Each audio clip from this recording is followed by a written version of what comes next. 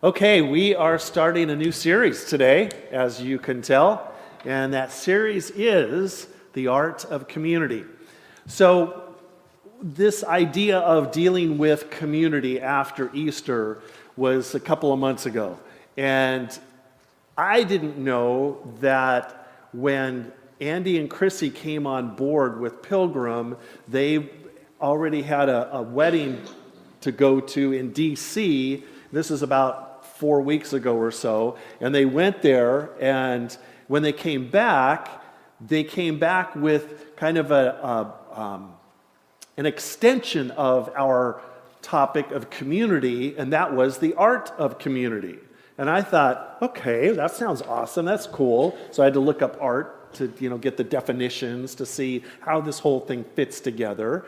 And so what I want to do in beginning, introducing the subject of the art of community, is I'd like to have Krissy come up and share with you what was going on in the car ride between Andy and Krissy and the girls about the art, and about community and these subjects, and how did this bubble up inside of them to come out to what you're going to be experiencing with the next 8 weeks. So Krissy, come on up, share with us, please.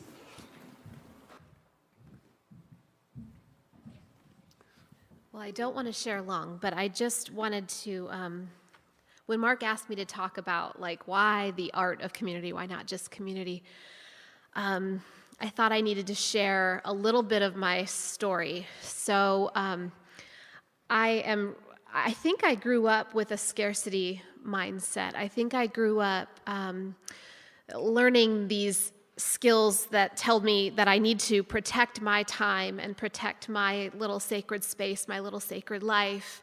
And I loved that. I loved being the little hermit that I was, and I loved protecting my time in that way. And I didn't want to share this, but I think I need to. I am ashamed to share with you that at our first church that Andy was working full-time as the worship pastor in Indiana, by the time we left there, some people didn't even know who I was. Because I would come and I would leave pretty early, and I would just get back home. I had babies to take care of, and I wasn't interested in opening up my life in the way that I knew God was calling me to. And so when we moved out to D.C. To be a part of a church out there, I didn't have the safety net of my comfortable life. I didn't have established friendships out there, and I didn't have family out there. And so I even felt more that God was nudging me to open up my life. I felt this calling, open up your life, Krissy.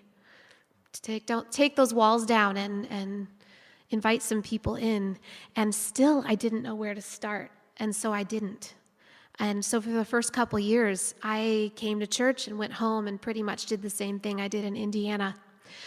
And I remember hearing a song that I don't remember the exact lyrics, but saying something about, I've only lived here for 2 years. Don't worry about it. I'll get to know my neighbors at some point. It's not a big deal.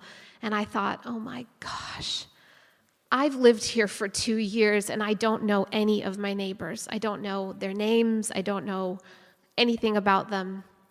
And I remember getting really sad about that. But still, I didn't know where to start. And praise God, one day a woman from our church named LaVon, who was in her 60s, called me. And I thought, oh no, she's calling me. I was like, I wanted to decline her call because I thought, I'm busy right now with my girls and I'm teaching them school. But I answered, and she was a rough farm girl from Idaho, and so she was awesome. But all she said to me was, honey, grab some eggs, come to my house, we're gonna make meatballs. And I was like, okay. And everything in my body wanted to say, no, I can't.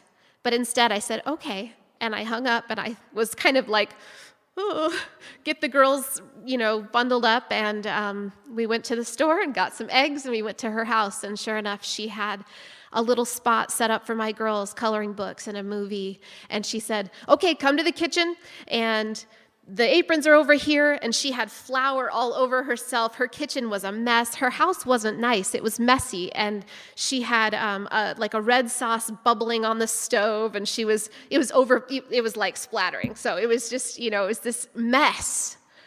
But I kind of had this out-of-body experience for just a moment, and it's like while I was watching her turn around and grab the herbs and telling me about where she got them in Italy, and she was sharing with me about her life and why she uses this type of sausage because her dad always used that kind of sausage. I just had this moment where I thought, oh my gosh, I'm watching an artist.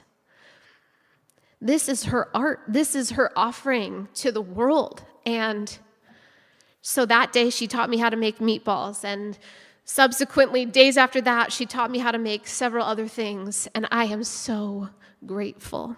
And she opened up my life in a way that I didn't think was possible. And I still miss her for that. And after that, Andy and I were blessed to be a part of a small group community from our church too. And we started meeting outside of that, even on Tuesday nights.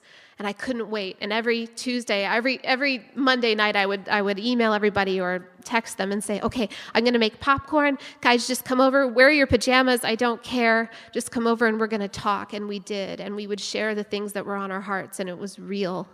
And I think once you start to have that happen in your life, you realize how much you need it. And that ache for that doesn't go away. And so as I was thinking about community, I just thought, watching Levon with the bubbling sauce, and, it was like watching Van Gogh paint Starry Night, and how grateful I was for that, and how much I want to be that for other people. And since I've been here, some people have been doing that for me too. And I guess when I think about who we are as Christians, as Christ followers, I'm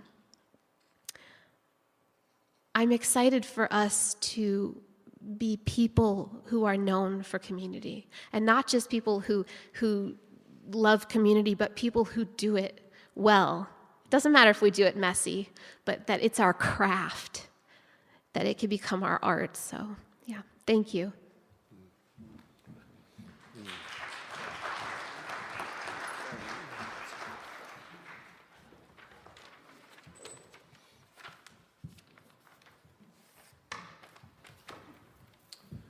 Thank you, Krissy. Okay, clicker in pocket. Got it. All right. So the text that I went to begin this introduction is 1 Peter chapter 2, and it's 2 verses 9 and 10. And what I would like you to do is just kind of sit back and listen to these words that Peter writes about you, about me, and who we are. Who you are and who I am. This is what Peter writes. You are a chosen race, a royal priesthood, a holy nation,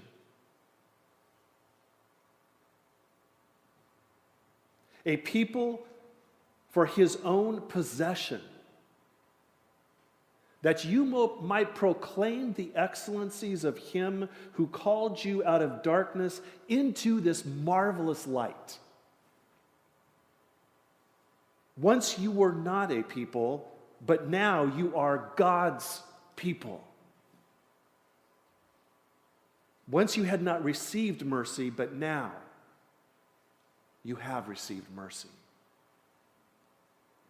I don't know about you, but I do not understand or think about myself very often in the role of royalty. That's how God views us. That's how God views you. That's how God views me. You are a royal priesthood. You are a holy nation. You are a possession of mine. You are God's people. So, what I wanted to get across to you in dealing with this, what God is doing in you, in me, in us, is a masterpiece. He says that. He believes that. He acts upon that in our lives. So, if there's one statement that I could say about what does God do, what does he think about us? You are a creation of beauty, wonder, and delight. You are, I am, a creation of beauty, wonder, and delight in his eyes. That is love. That's who the Creator is. That's what this passage refers to. Psalm 139:14, we are fearfully and wonderfully made. Genesis 1, let us make humans in our image. Male and female, let us make them. And lo and behold, the male and female come together and procreate, recreate a new human being. In the image of God, you will be created. You will be made. You are his delight, the apple of his eye. You are a wonder to him, a marvelous wonder. He delights in you. He delights in me. So the idea of being a human being is the foundation of community itself. Every single one of us in this room, every single one of us have a belly button. We came in connected to another human being. Every single one of us. That's how God created us. In community, connected to one another. It is my desire and my goal through this series to grow in those areas. The subject matters are interesting. They're different every week. Next week is the art of invitation, right? Mother's Day is the art of gift. How do we grow? How do we cultivate? How do we stir our lives to be those more so? Not only with those we love, our families, our spouses, our children, grandchildren, our parents, but our neighbors as well, those we work with, those we go to school with. How do we grow in our capacity to do that? So in all of this thinking about this stuff, let me share a brief example, and that's, so here's the big question. Are we made for more than ourselves? Okay? Through the whole Lent thing, I've shared with you that my approach to Lent this year for the first time was I'm taking a back seat. If a person comes into my life, whether it's at home, here, or wherever, I listen, I focus, I give them my time. No matter what, no matter who. That was an interesting way to live because I normally, kind of like Krissy was sharing, I don't live that way normally. I kind of protect I don't want to be a doormat. Those thoughts were not allowed in my head all through Lent, okay? Now we got to Easter, and now we're starting this series on community, and it's the same type of subject matter for my life in living with others, living for others, as opposed to just myself. So it was Friday night. I figured that out since the 8:15 service. It was Friday night. I get up like between 4 and 4:45 every morning. Doesn't matter what. I get up early. And so we obviously go to bed early. So 9 o'clock, boom, we're done. We're out.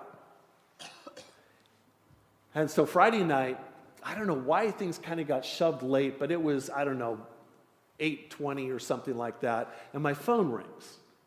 And I notice the caller is a neighbor. And I know that this neighbor, whenever they call, they need help with something which is always having to do with woodworking. Because that's our relationship. He's like 12, 13 years old. And he needs help with the woodworking project because that's what we do. We do woodworking together. And I'm going, the first thought is, are you joking me? It's 8:20. We're watching Les Miserables that we taped last Sunday night. And are you kidding me? You want to go do woodworking now? Of course I do. Of course I do. So I put it on something that Janet wants to watch. I said, I think this is going to take 30 to 45 minutes. I'll be back. So I head out, and he's out in the alley in his driveway, and he's built a ramp to jump his bike. All right? He's done it. He has the tools. He knows what to do, but he's sitting on his bike looking at this thing on the ground. I said, so what's up? And he said, well, he's got the frame around it. It's staying together, but there's a gap of about 5 inches on the top. And he said, I really want to try to get rid of that gap, and I don't have any more wood. I said, okay. Garage, open up the garage. Got plenty of 2x4s lying around. So get after it. Get after it. Go down, get my drill, because I have 2 shops, one winter shop in the basement and then my garage shop, and I'm kind of in between right now. Guys get it, okay? Kind of in between, so where did I use the drills last? Oh, yeah. Anyway, get everything together, figure it all out. And it's 35, 40 minutes, something like that, and done. It's solid, it's going to stay, and he's all excited, and great, we're done.